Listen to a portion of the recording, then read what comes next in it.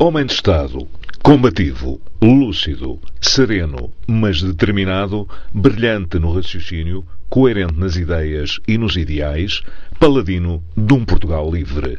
Os adjetivos consubstanciam-se no nome: Francisco Sá Carneiro. Político de coragem e de convicções. Marcou uma época e uma forma de estar na vida cívica e política nacional, sempre na luta pela liberdade e pela democracia. Frontal desde sempre e militante ativo dos movimentos católicos, Sá Carneiro lutou com vários outros pelo regresso de Dom António Ferreira Gomes, bispo do Porto, à sua diocese, de onde estava afastado. Não hesitou mesmo em escrever a Marcelo Caetano, em vésperas dele visitar o Porto, exigindo que o bispo voltasse à sua diocese. Marcelo deu-lhe razão e o bispo regressou ao Porto. Foi um dos primeiros grandes combates de Sá Carneiro. Sá Carneiro dava nas vistas, mas não as desviou do essencial: resistir à ditadura. Convidado a integrar as listas da União Nacional para as eleições de outubro de 69, o jovem advogado aceitou o desafio, mas assumindo independência face ao regime. Integra a chamada ala liberal da Assembleia Nacional e viria a tornar-se no líder da oposição em São Bento, depois da morte em África do seu amigo e colega parlamentar José Pedro Pinto Leite.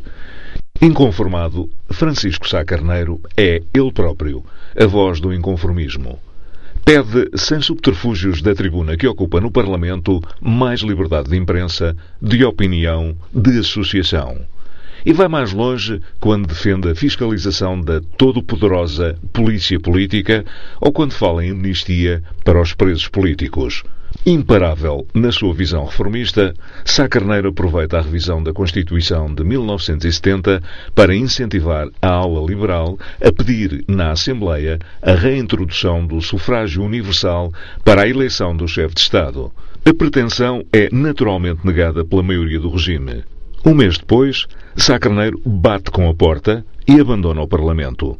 Entende que o seu mandato de deputado está irremediavelmente cerceado. É já no Porto, para onde regressa à advocacia, que Sá Carneiro volta a fazer ouvir a sua oposição ao regime através da coluna política que assina no recém-criado semanário Expresso, fundado pelo ex-colega da ala liberal Francisco Pinto Balsemão. A palavra escrita torna-o tão incómodo quanto o fora com a palavra dita. A censura tenta suavizar-lhe os textos, mas é incapaz de lhe maniatar os ideais. E apela sem reservas à abstenção nas eleições de 73, onde não há liberdade política, não pode haver sufrágio autêntico. Foram as suas palavras, o seu desafio. Em 1974, é no seu escritório de advocacia que acompanha o 25 de Abril. Daí, ruma para Lisboa e acompanha de perto e com fervor as novas do País Novo. 11 dias depois, em 6 de maio de 1974, juntam-se-lhe Pinto Balsemão e Magalhães Mota na criação do Partido Popular Democrático.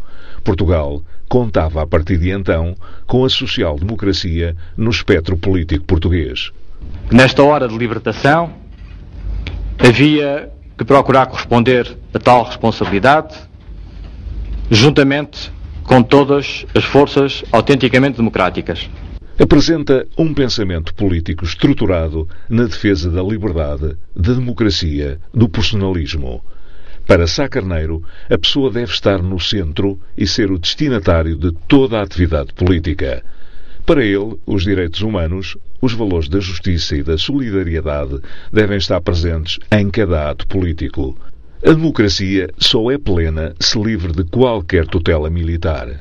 E se puder contar com um poder local diretamente eleito e com a autonomia regional dos Açores e da Madeira. Porque o nosso atraso é tal que a política a fazer tem de ser necessariamente muito progressiva e muito progressista. Cresce a atividade política deste liberal e reformador que integra como ministro adjunto o primeiro governo provisório chefiado por Adelino da Palma Carlos. Quando este se demite, Sá Carneiro segue-lhe o exemplo. O poder pelo poder nunca lhe interessou. Eleito em novembro desse ano secretário-geral do partido que ajudara a fundar, passado alguns meses, vê-se afastado da política ativa devido a graves problemas de saúde. Substituiu-o Emílio Guerreiro até ao seu regresso em setembro de 75. 7 meses mais tarde, as primeiras eleições legislativas dão a Mário Soares e ao Partido Socialista a liderança do primeiro governo constitucional. A força política de Sá Carneiro tem a força de quase 1/4 dos votos dos portugueses. A imagem reformista do PPD é claramente reforçada quando, a 3 de outubro de 1976, assume a denominação de Partido Social Democrata. Mais tarde, abdica quando o partido se distanciava do rumo que pretendia seguir. Sá Carneiro demite-se da liderança, à qual regressa, reforçado e sustentado com o apoio inequívoco das bases, em julho de 1978.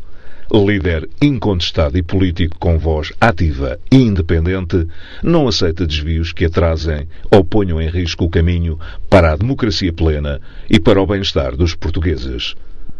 A época é tensa e tumultuosa. Sá Carneiro é firme na mensagem de mais e melhor liberdade e democracia, apostando na prevalência do poder democrático sobre o poder militar, de intenso combate político a uma esquerda que era radical em demasia aos seus olhos.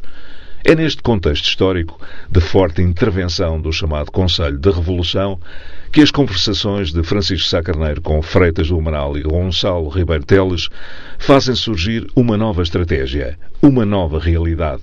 AD. A Aliança Democrata concita e congrega a primeira vaga de entusiasmo em torno de um projeto político pós-revolução. O resultado é inequívoco. Maioria absoluta nas eleições disputadas no segundo dia de dezembro de 1979. Aos 45 anos, Francisco Sá Carneiro toma posse como primeiro-ministro de um governo que representa mais de 44% dos eleitores portugueses. Ao mandato que recebemos dos eleitores. Imparável, incentivado com a conquista da maioria do governo, Sá Carneiro inicia um intenso programa de reformas no país. Aprova uma lei de delimitação dos setores que visa abrir à iniciativa privada áreas da economia estatizadas após a Revolução. Define uma política de distribuição de terras aos agricultores na área intervencionada no Alentejo e promove a sua entrega.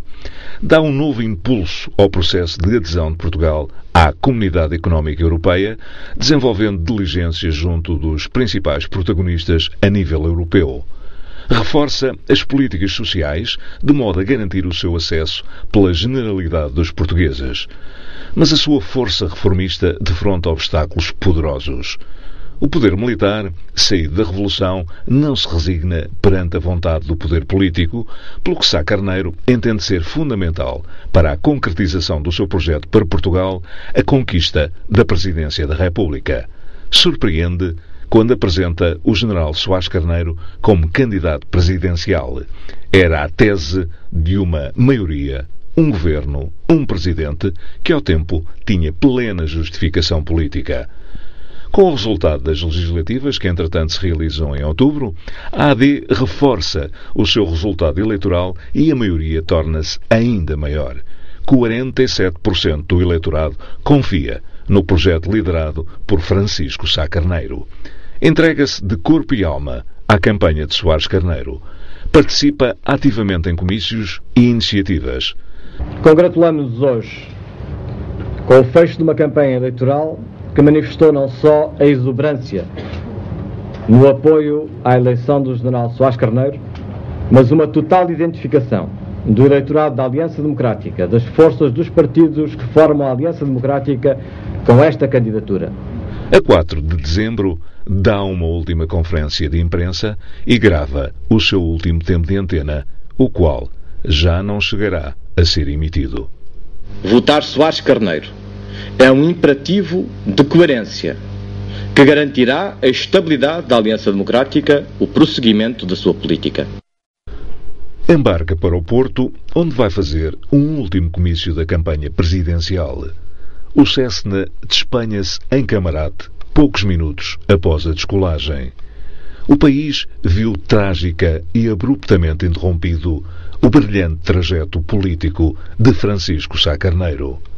A história, paleta inequívoca das cores dos que a escrevem, tem desde 4 de dezembro de 1980 páginas insubstituíveis preenchidas pela memória de um homem e de um político que Portugal aplaudiu e chorou, sentindo e comovendo-se como todos os povos se sentem quando deixam de poder contar com um dos seus maiores.